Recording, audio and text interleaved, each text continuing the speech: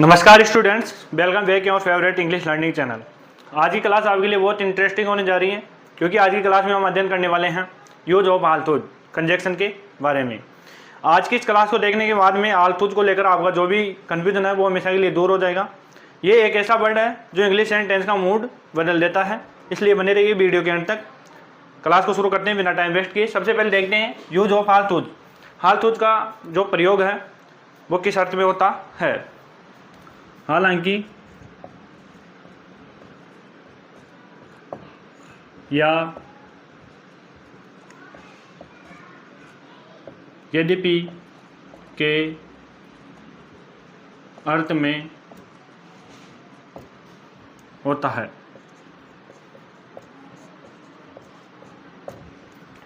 आपको ध्यान यह रखना है कि ये जो कंजक्शन है बहुत ही महत्वपूर्ण है। इस कंजक्शन का यूज सेंटेंस के शुरू में होता है या बीच में होता है, इसके बाद में कभी भी बट का प्रयोग नहीं होता है। ठीक है, सबसे पहले हम इसका स्ट्रक्चर देखेंगे। देखिए,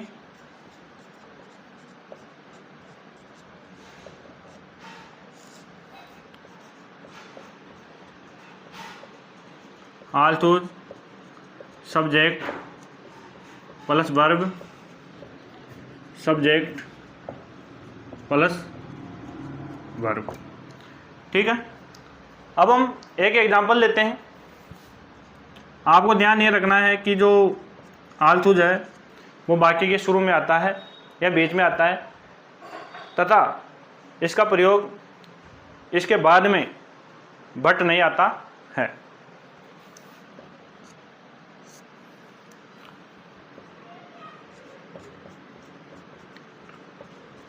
आल्तुज It was raining. We went for a walk. अब आप इस एग्जाम्पल में देख पा रहे होंगे कि जो आल्तुज है वो वाक्य के शुरू में आया है और इसके बाद में बट का प्रयोग नहीं होता है। इतना ध्यान रख लिया तो एग्जाम में आपका क्वेश्चन गलत नहीं होगा। आल्तुज का अर्थ किस में होता है? हालांकि या यद्यपि के अर्थ में आल्तुज का प्रयोग होता है। या आल्तुज हालांकि इट वाज रेनिंग, हालांकि बारिश हो रही थी। We went for a walk, हम टहलने गए। यहाँ आल्तुज आपके हो गया, सब्जेक्ट आ गया, वर्ब आ गई, अदर वर्ड्स आ गया। ठीक है, उसके बाद में सब्जेक्ट और वर्ब आ गई। ठीक है, और इसको आप दूसरे स्ट्रक्चर से लेना चाहो तो दूसरे स्ट्रक्चर से भी ले सकते हो। देखिए, subject verb although plus subject plus verb. अब इसमें यह होगा कि ये वाक्य के शुरू में आ रहा है और अब इसमें क्या होगा, ये वाक्य के बीच में आ जाएगा। लेकिन आपको ध्यान ये रखना है कि जो आल्तुज है उसका प्रयोग अपोजिट के अर्थ में होता है, साथ ही अपोजिट दिखाने के अर्थ में होता है। साथ ही आपको यह भी ध्यान रखना है कि आल्तुज के बाद में कभी बट का प्रयोग नहीं होता है। यहाँ आप देखिए, अब एग्जांपल लीजिए। We went for a walk,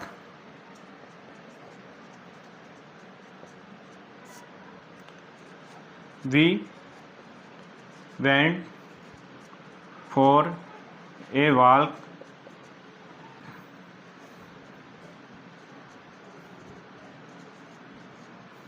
फिर सब्जेक्ट लीजिए, फिर वर्ब लीजिए,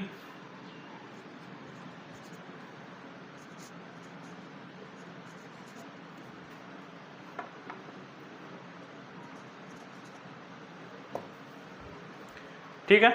जैसा कि आप एग्जाम्पल में देख पा रहे होंगे, we went for a walk, हम टहलने गए। हालांकि इट वाज रेनिंग, हालांकि इट वाज रेनिंग, हालांकि बारिश हो रही थी। ठीक है, दोनों का एक ही अर्थ है। दोनों में से आप किसी भी स्ट्रक्चर का प्रयोग कर सकते हो, किसी भी फॉर्मूला का यूज कर सकते हो। आपको ध्यान ये रहना चाहिए कि जो आल्तुज है उसका प्रयोग हालांकि यद्यपि के अर्थ में होता है, साथ ही बाकी के शुरू में होता है, सेंटेंस के शुरू में होता है या बीच में होता है, और इसके बाद में कभी बट का प्रयोग नहीं होता है। ठीक है, अगर इतना ध्यान रख लिया तो एग्जाम में आपका क्वेश्चन कभी भी गलत नहीं होगा। अब हम देखते हैं यूज ऑफ थुज का प्रयोग कहाँ होता है। यूज ऑफ थुज,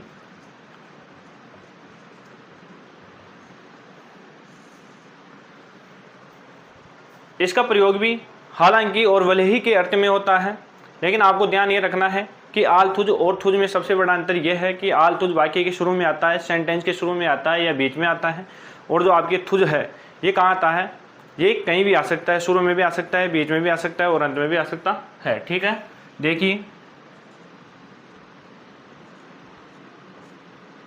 हालांकि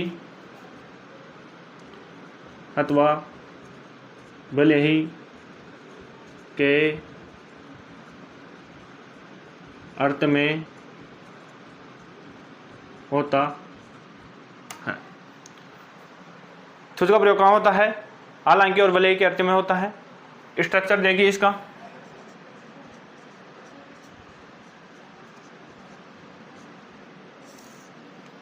सबसे पहले आपके थुज आएगा,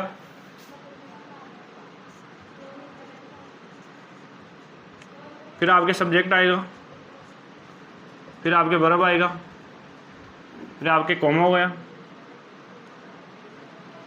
फिर आपके सब्जेक्ट प्लस वर्ब आएगा। ठीक है स्टूडेंट्स, अब देखिए एक एग्जांपल लीजिए।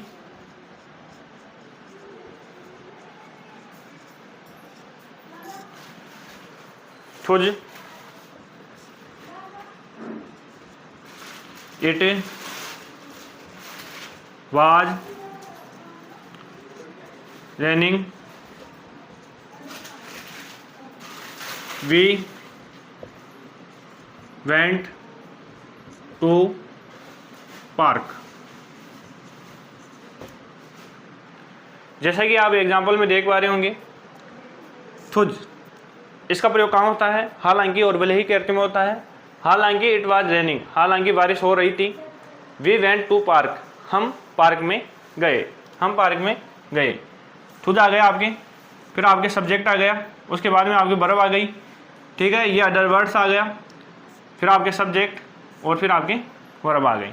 ठीक है स्टूडेंट्स, आपको ध्यान ये रखना है कि आल थुज का प्रयोग हालांकि के अर्थ में होता है, यद्यपि के अर्थ में होता है इसका प्रयोग, लेकिन थुज का प्रयोग कहाँ होता है, बीच में भी हो सकता है, शुरू में भी हो सकता है और अंत में भी हो सकता है। लेकिन आल थुज का प्रयोग वाक्य के शुरू में होता है और बीच में होता है, साथ ही आल थुज के बाद में कभी बट का प्रयोग नहीं होता है। अब देखिए use of even though, use of even थुज।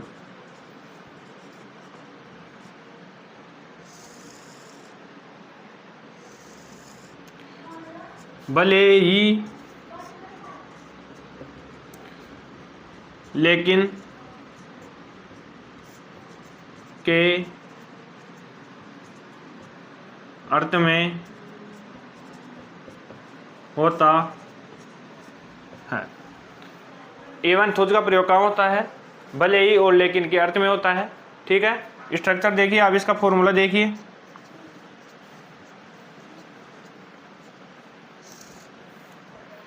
Avon थुज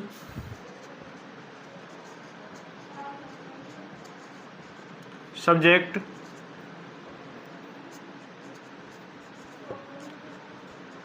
plus verb plus main sentence.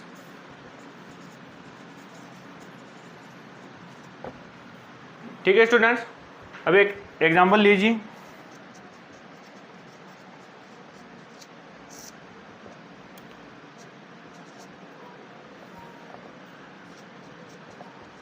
Avon थुज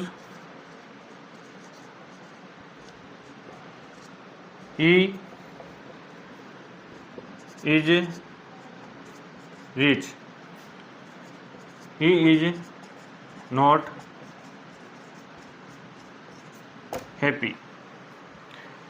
Avon though he is rich, भले ही वह अमीर है।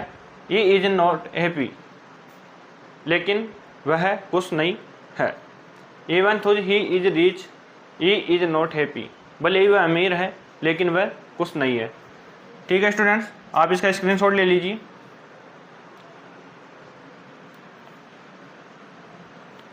आशा करता हूँ कि आज की क्लास आपको बहुत पसंद आई होगी। वीडियो अच्छा लगा है, वीडियो को लाइक कीजिए, शेयर कीजिए अपने दोस्तों के साथ और हमारे यूट्यूब चैनल को सब्सक्राइब करना ना भूलें, ताकि जो भी नया वीडियो आए उसका नोटिफिकेशन आपको तुरंत मिल जाए और तुरंत आप उसको वॉच कर लो। बने रहिए हमारे प्लेटफॉर्म के साथ। धन्यवाद दोस्तों, मिलते हैं अगली क्लास में नए जोश, नई ऊर्जा, नई उत्साह के साथ। धन्यवाद।